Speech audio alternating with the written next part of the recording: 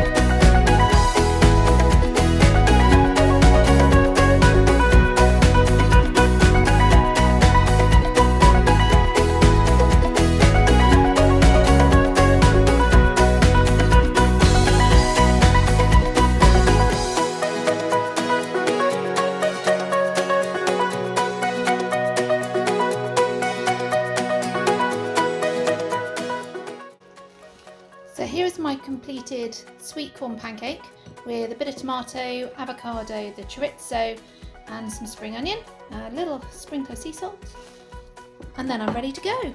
Enjoy! So I hope you've enjoyed watching the demonstration on how to make pancakes. A few little safety things. Please make sure you've got an adult nearby and you know how to use the hob safely. Make sure the gas or the electric is turned off whenever you're spraying the fat, and make sure it's turned off at the end of your cooking. The last thing I can say to you is enjoy your pancakes, whatever way you enjoy eating them, whether it's with bacon, maple syrup, honey, lemon. For me, I quite like a Chinese version. Go.